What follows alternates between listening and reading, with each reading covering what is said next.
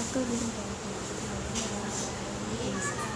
Selamat siang, bagaimana kabarnya? Baik.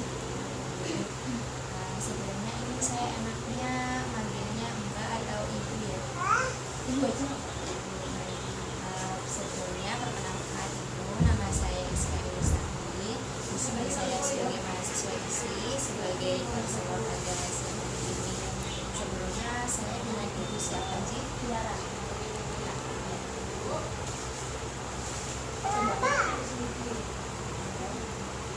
Kalau boleh tahu adiknya dengan adik siapa? Larissa.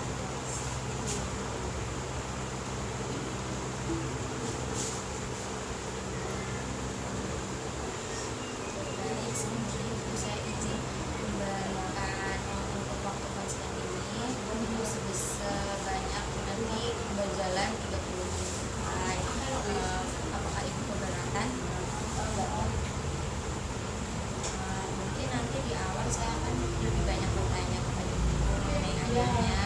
Mungkin nanti Ibu bisa memberikan informasi kepada saya mengenai adiknya, terus data-data juga kepada saya. Insya Allah nanti datanya adiknya saya jaga kerahasiaannya. Baik Ibu, mungkin kita langsung mulai saja sesi konselingnya ya Ibu. Sebelumnya saya mau izin minta data dari posyandu, dari posyandunya adiknya. Saya izin melihat ininya dulu ya.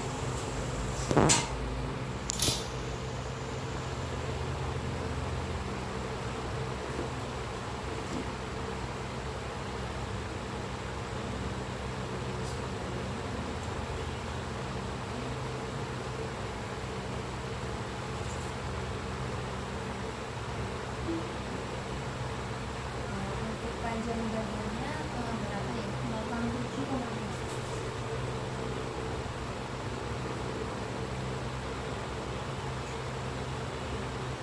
Saya izin kurang lebih 1 menit untuk menghitung satu sisi adiknya ya Bu.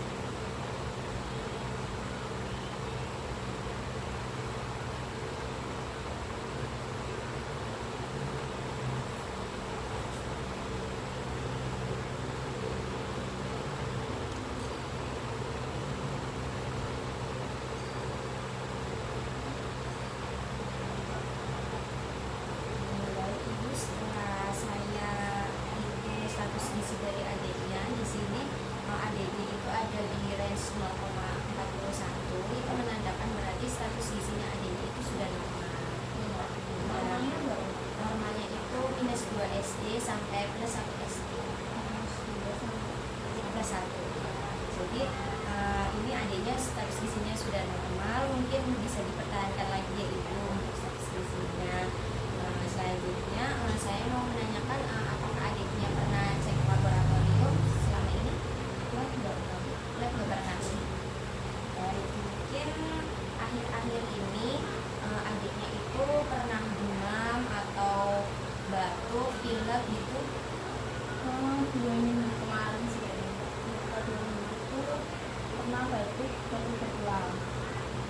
Udah disuruh dikasih rujukan cek uji, cuman tidak di. Jadi cuman ininya cuma batuk berulang aja. Jadi ada kesamaan juga sih sama kalian ya. Gara-gara batuk itu muntah kan, kalau batuk muntah juga dia kadang lupa.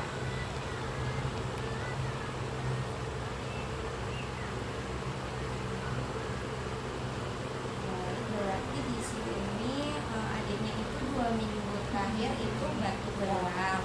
Terus setelah dicek itu ternyata nggak negatif gitu. Terus ada muntah juga ya Ibu. Baik, selanjutnya ini saya izin menanyakan untuk adiknya ini berarti sudah tidak ASI atau masih ASI? Sudah ASI. Untuk pemberian susu lainnya ada sufor atau enggak ada? Ada sufor. Jadi bayi suka. Jadi bayi lahir suka. ya.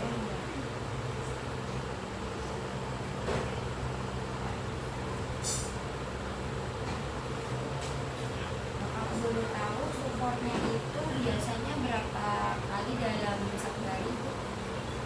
Vitaminnya 4 botol 120 ml.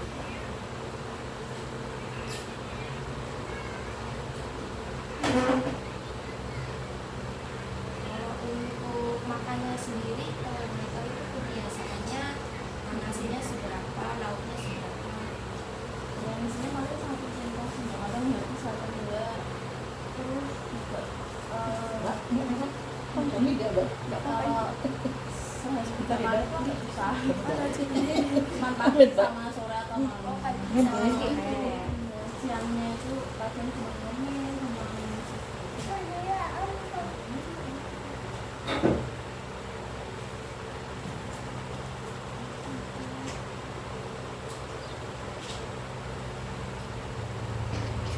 Tadi satu contoh ya Ibu. Untuk lauknya sendiri biasanya adiknya makannya apa lauknya? ya telur, ayam. Telur, ayam.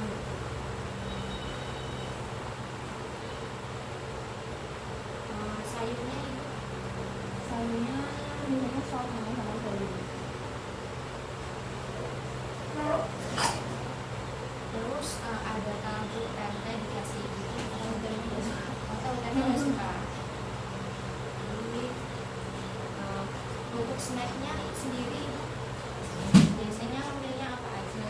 pisang, Pisang, roti-roti, uji.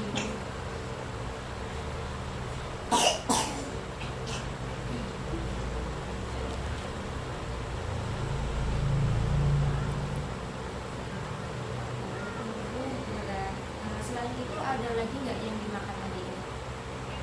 Kebiasaannya. Lalu puasa sih bukan. Baik.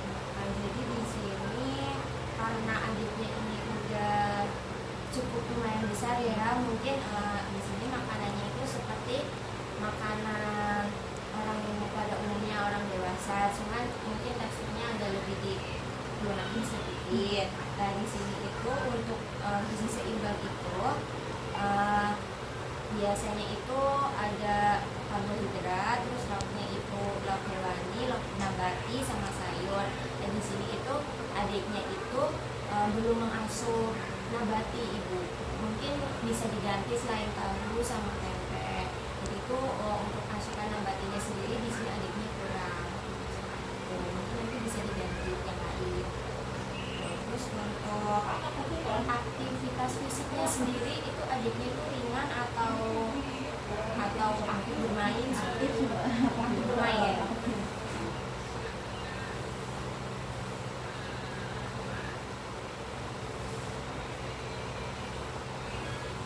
Terus untuk ini ada alergi makanan tertentu nggak?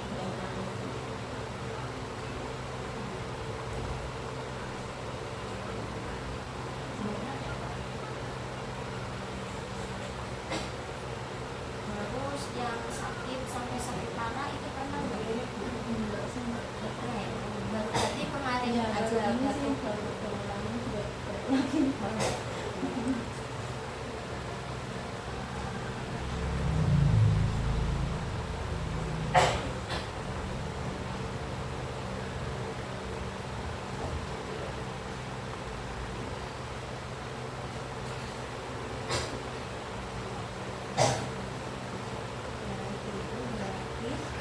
Di sini itu karena status gizi anaknya ini juga sudah normal, mungkin di sini untuk diagnosis gizinya sendiri itu asupan adiknya, asupan dari asupannya itu masih kurang.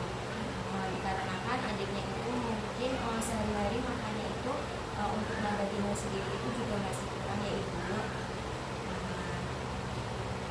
Terus di sini itu kami sebagai mahasiswa gizi itu menganjurkan itu untuk dietnya itu adiknya itu gizi seimbang, karena di sini adiknya juga status gizinya sudah normal Ibu. Nah, untuk tujuan dari diet gizi seimbang ini itu tujuannya itu untuk mempertahankan dari status gizinya adiknya, terus juga untuk menambah asupan dari nabati protein nabatinya itu. Lah, terus untuk saya izin untuk